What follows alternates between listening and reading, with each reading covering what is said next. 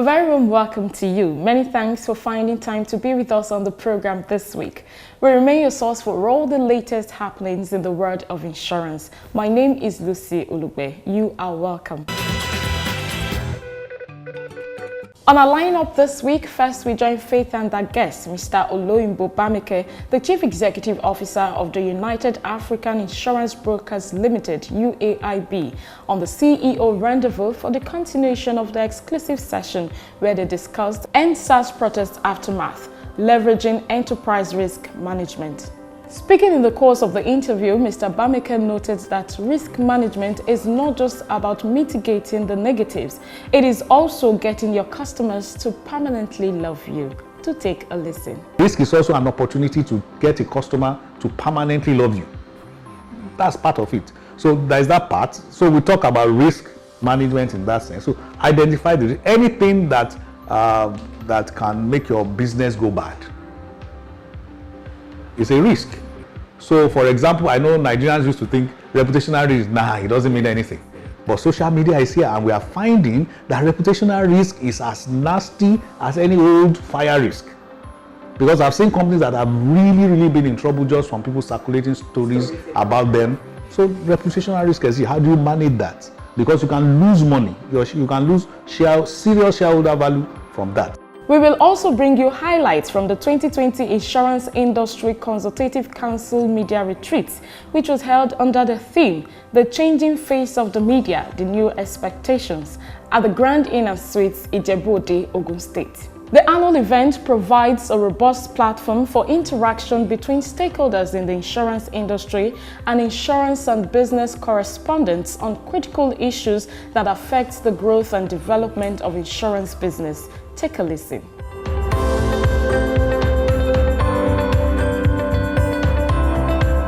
As custodians of the news, you play a very key role in shaping the conversations within the industry now and post recapitalization.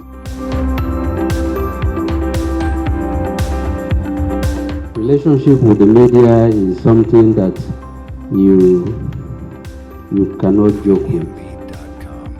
For us in the commission, we take the media very seriously because for me, the media remains my key stakeholder.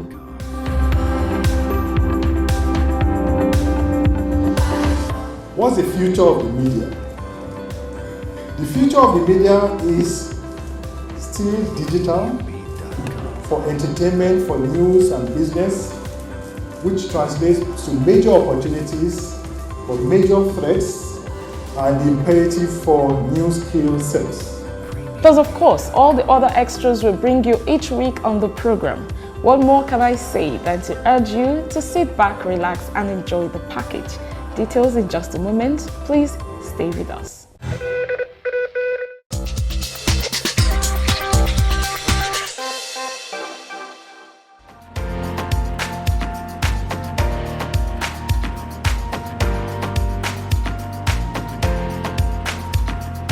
Okay, now, Mr. Bammeke, of course, the pandemic globally in Nigeria, the economy is bleeding, not just in Nigeria, most global economies are bleeding as a result of the pandemic. And of course, that will have a significant impact on renewals this year when it comes to reinsurance. From your assessment of what has happened, especially with the end SARS protest in Nigeria, what's the impact of that in this market? I think 2021 renewals generally costs have gone up across the board. I can't think of any of our clients that didn't experience some kind of increase in rate, especially with excess of loss insurance. But I think we also anticipated it. Everybody sort of expected it. We had planned towards it. We anticipated that very likely the excess of loss covers will cost more because of the way the global economy has gone. I think probably in Africa, it's probably not as bad as other places in the world because, like I said, it's economic impact. There will be recession that impacts everybody across the board. When it comes to physical losses, it wasn't so major. We fortunately don't suffer from too many natural disasters in Africa. And basically that's it. We are still not quite as highly insurance conscious as other places in the world. So even when there are natural disasters, a bulk of it don't end up with insurance companies. But the more we're able to get our people to insure, which will also contribute to economic development, the more those losses will be payable by insurance company. And once an insurance company anyway is well structured, plans its finances very well, buys reinsurance, it should be fine. Almost any loss, the insurance company should be able to bear it. Okay, sir. You find that from individual, as you said, to even governments, in some cases, maybe Lagos State and some other states are a few shining lights or shining examples when it comes to procuring insurance for their assets and all of that. But you can't even say that emphatically for the 36 states in Nigeria when it comes to procuring insurance to insure their assets. Now, for what we have seen, pandemic, SARS, the likelihood of it happening is still there with us. There, yes. So what impact would you say that has brought when it comes to insurance awareness and education among Nigerians? I think the insurance industry, for example, has used the opportunity from what happened after the SARS to push a particular line of cover to their customers. To say, any customer now that sees that, and I say, this is your fire policy, this is your strike and riot cover at a little additional premium, very few people will say no, because now you've seen it. I think the challenge is to keep on pushing those things to our customers. For example, most motor insurance policy will actually offer you some kind of cover for strike, riot, and civil commotion. You have to say no. If you say no, fine. But they will offer you so that if something happens and then it doesn't matter. The most motor insurance policy that you talked about is also very few people that buys beyond third party. Now, that's the challenge. That's why I said now that it's happened, it's an opportunity to push to people and say, look, well, unfortunately you bought a third party insurance, so I can't help you. However, if you had bought this kind of cover, then this is what I will have been able to do. I think actually a lot of the times when something happens, like anytime a market gets burnt and people come and say, oh, I have the last time my shop was doing 5 million worth of goods, I have 50 million, I have 500 million. You spent 500 million putting an asset in your shop and you didn't bother to insure it. It doesn't make sense. And everybody pushes to the government. I think it also is an opportunity for insurance industry to get in and say, you know what, government is good that you are helping, but really what you need to be telling every single market holder is buy insurance. You can group people together, like some people in a shopping mall, people in a open market. Why not? Right now, the government is putting micro insurance. That's you can insure a store. I think the challenge for insurance industry will be, well, how do I approach a single store owner? It's pretty small, but most of those places have market associations. So you can approach the market association and then turn them into a group, and then your approach is a lot more financially efficient in that sense, because you are no longer dealing with one store owner. Even if a stall is just 20,000 naira, if you have 100 of them, suddenly it's not such a tiny amount of money. It's a sensible size. Mr. Bammeke, to what extent do you think that governments can actually help when it comes to, don't forget that for some products, compulsory insurance products, they are there in the books, implementation. But not then, okay. Implementation has it's a different thing. Issue, and you keep having this reoccurrence where a market gets born, government is the insurer of last resort over and over and over. Even this year, as we speak, this is just February. I've seen a couple, yes. Crying government is already saying we'll set up a committee to look into. And so, to what extent do you think that government has been like encouraging people not to buy insurance, so to speak? One way to do it is a whole lot of things you can't do without permit. You can't build a mall without a building permit. You pay tenement rate. Government could tie a whole lot of things to say, show me your insurance before you do this. I'm just speaking off my head now. Your tenement rate is 100,000 every year. Show me your insurance. If you don't show me your insurance, then I'll charge you 300,000 as tenement rate. Okay. So that's a financial incentive to come up, because it's not likely your insurance will cost you that much money, depending on the size of it. So that could be an advantage. At some point in time, somebody would need a permit, a license, something to do a particular line of business or something. Then you could tie showing me evidence of your insurance to that, seeing that government needs to enforce it. For example, say a pharmacist, for example, must have some kind of license that is renewable. Then the government could say, if you think it's compulsory for pharmacists to have, say, professional liability insurance, you could say, I'm not going to give you your license until I see your professional liability insurance for X amount. For example, I'm an insurance broker. To get a license renewed on an annual basis, if I do not show my professional indemnity insurance, I won't get one. So I don't have a choice but to have a professional indemnity insurance. How do we get to that point where government is on board with the insurance industry, or how can the insurance industry get government to be on board when it comes to implementation or enforcement of this compulsory? Okay, I know the insurance companies are working with government a lot on various areas, both NIA, NCI, but like I said, but we have to realize that when it comes to politics, it's a different game. We are talking about the ability to lobby politicians, because rules are passed by politicians, regulations are passed by politicians. You need to lobby. Well, Americans call it lobby. Some people will say it's bribe. I do not think so. I think there are sensible ways to lobby. There are sensible ways to carry your views across to a legislator and then push an agenda. I think in the final analysis, what we need to do is show the government this is what's in it for you. If markets are born and they are restored quickly, then you have less problem with unemployment, you have less problem with this. Economic growth is pushed. Even insurance, when you look at it, institutional investors, insurance are supposed to be one of the biggest institutional investors in Nigeria if we do it right. But look, reality is, it's easy to talk about it. It's another thing to actually work with government to get these things realized. That is not as easy as we say it. Okay, finally, I want to take you up as an enterprise risk management expert. What advice would you give to business owners and even government at all levels when it comes to the management of their risk going forward, maybe against pandemic, against whatever might come? Okay, the idea behind risk management is simple, really. Identify the risks that your businesses face, analyze it, then do something about it. Let me put it like that. It's that simple. Once you know the risk exists, analyze the impact that is likely to have your business, and then decide what you are going to do about it in a nutshell.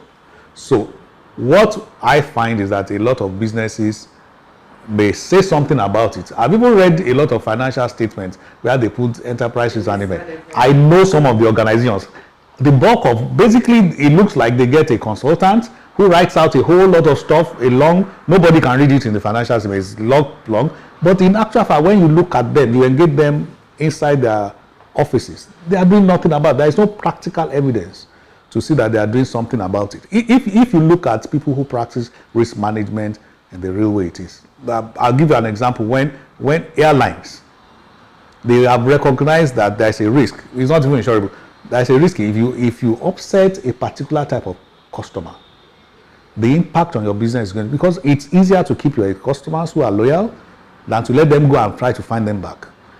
There are some airlines, if they make any error with your booking and they upset you and they know you are a frequent flyer with them, I've seen people that were given vouchers of £200 by the time they landed in London. And you know that person did not call any boss. It's just somebody on the spot knows what to do. That actually is risk management in practice. Let's give you an example. The average banker in Nigeria, if he upsets a customer, just keeps on telling the customer, I didn't upset you, there's nothing we can do. You hardly find a bank where any one of their staff can just pick up a customer and say, we are sorry, and address that problem without having to call somebody else, and the system will back that person up. That's actually risk management in the real sense of it. That means they've identified, because we tend to look at risk as something bad that can happen. Risk is also an opportunity to get a customer to permanently love you. That's part of it. Anything that can make your business go bad is a risk. So, for example, I know Nigerians used to think reputational risk, it doesn't mean anything. But social media is here, and we are finding that reputational risk is as nasty as any old fire risk. Because I've seen companies that have really been in trouble just from people circulating stories about them. So reputational risk is here. How do you manage that? Because you can lose money. You can lose serious shareholder value from that. So those are things. Cyber risk, I'm sure a lot of it are buried. I do not believe that Nigeria is known for Yahoo and they only do it to foreigners. I'm sure they do it locally. And nobody seems to be paying attention to it. The thing is that if you do risk management well, it will cost money, but what it will save in the long run is a lot more than what it will cost you. The other thing about risk management that I realize that a lot of companies in Nigeria don't benefit from is this idea. We seem to have a culture of wanting to blame somebody for something.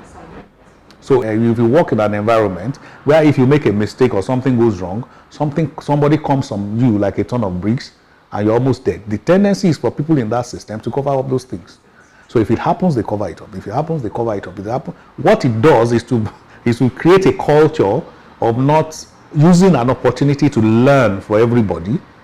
That's an active part of risk management. You have an incident, you learn from it so that it doesn't get repeated.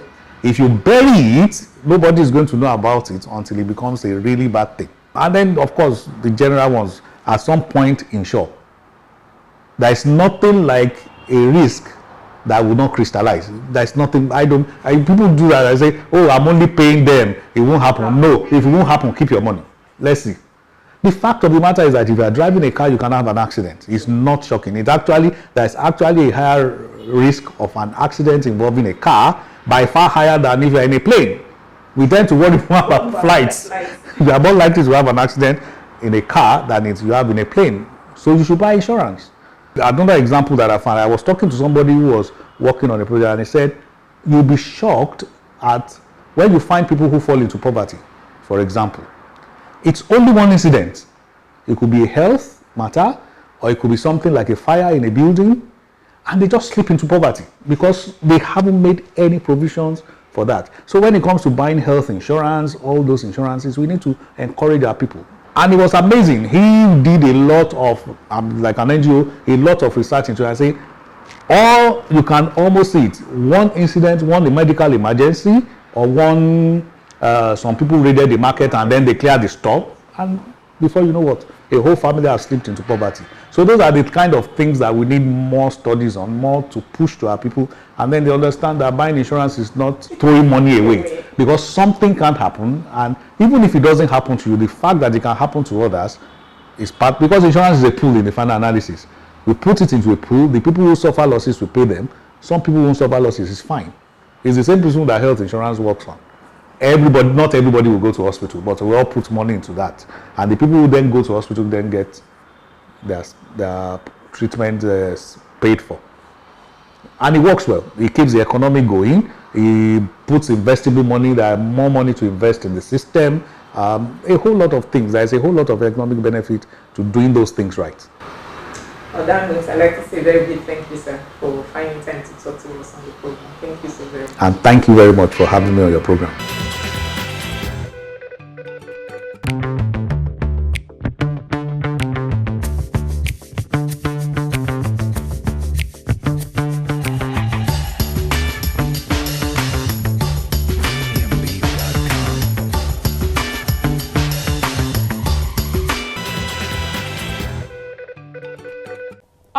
Welcome back. Moving on, we now bring you highlights from the IICC media retreats that took place in Ijebu, Ogun State. The vision of the media retreat is for stakeholders in insurance business to forge partnership and collaboration with the media, especially insurance correspondents, to find a lasting solution to low awareness and penetration levels of insurance in Nigeria. Happy viewing.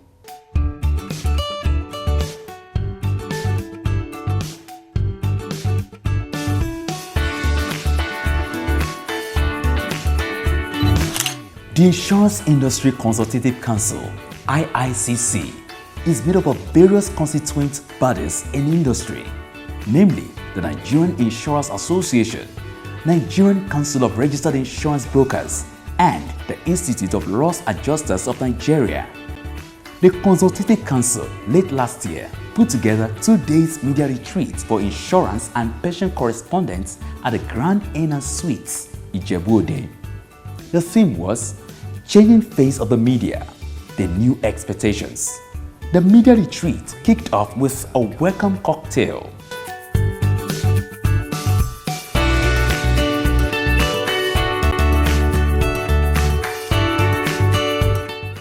Welcoming participants to the retreat, the president and chairman of council of the Chartered Insurance Institute of Nigeria, who is also the chairman of the IICC, Sir Muftau Oyegule, noted that the industry is relying on the media for proper reportage during the ongoing recapitalization and even post-recapitalization. I would like to seize this opportunity to express our profound appreciation to the media for this immeasurable support. The media, especially the insurance correspondents, have continued to demonstrate expertise and in-depth knowledge about the insurance industry, as has been reflected in the objective reportage over the years. The COVID-19 pandemic has shocked even the most prepared organizations and industries in the world. And as you can all see, the virus and its effects remain ever present with us. Recapitalization has been on the front burner, and the outbreak of the coronavirus has made a delicate situation even more difficult. However, there is retained optimism that the exercise will drive positive growth in the industry. As custodians of the news, you play a very key role in shaping the conversations within the industry now and post-recapitalization. Delivering the theme paper, Changing Face of the Media, The New Expectations, Mr. Gbenga Adebija, Director General, Nigerian British Chamber of Commerce, said that the future of the media demands new skill sets. International media, they will call their contacts in the corporate world and be asking, do you have any news we can publish? Now imagine you are the media relations manager of a company, and every day you are getting about 20 to 30 calls from the media asking you for publishable news. How easy will your work be? But here in Nigeria, the reverse is the case, right? You will be the one chasing newspapers to please publish news about your company. True or false? Exactly. So, on one hand, you have to play offense. On the other hand, you have to play defense. In Nigeria, you have to play offense. So I discovered that a totally different skill set was required to engage the media in the US and in the UK. Because they'll be calling you for news, they needed to fill their pages, right? So if you didn't have news for them, they might make up news as well, because they had to fill their pages. So what's the future of the media? The future of the media is still digital, for entertainment, for news and business, which translates to major opportunities, but major threats, and the imperative for new skill sets. The second sub-theme of the retreat focused on understanding insurance claims process for effective media reportage. Speaker was Mr. Ola Agbola, Branch Marketing Coordinator, Linkage Assurance PLC, while the third paper focused on managing life conflicts. Speaker was Dr. Adegboyega Ogunwale, Consultant, Aro Psychiatric Hospital, Abeokuta. As expected, the retreat provided a platform for journalists to ask pertinent questions. We've been hearing people have been saying the claims are going to be breached, insurance industry will sink, like that. How many weeks now that matter is going away? We've not heard of any beneficiary. Those who lost and who insured, who benefited, those who are underinsured, those who could have insured or maybe their claims or their policy expired before that incident, what they could have enjoyed as consumers. That is the story that will touch the people. Direct stories that affect human beings. Those who consume insurance, we should be able to have one-on-one relationship, contact with them, ask them their experience, and then we sell the market. With the insurance industry, I will admit something. We still have not gotten it right, the value propositions we are taking out there for the people to see. It's still a big issue, and we are all I mean, I'm happy to admit that we've not gotten that right. Even at Yombo, when we went for professional forum, one of our colleagues was saying that the value proposition we should take out there is that people should insurance like money, that we are giving money for them. It's not as if selling fear is a proposition, but we still have to decide what we want to take out there. The objective of the annual IICC Media Retreat for insurance correspondents is to promote cooperation and collaboration between the media and insurance stakeholders to increase insurance awareness and penetration in Nigeria.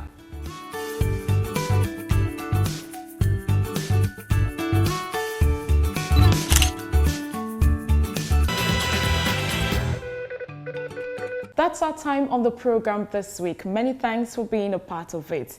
Join us again, same time, same station next week for a fresh package. In the meantime, feel free as always to connect with us on all our social media platforms. Don't forget to keep a date with us on our flagship radio program, Waiting Insurance They Do Serve, on Nigeria FM 102.7, live every Wednesday by 9:45 a.m. My name is Lucy Olugbe, and until next time from the entire team, it's goodbye and please stay safe.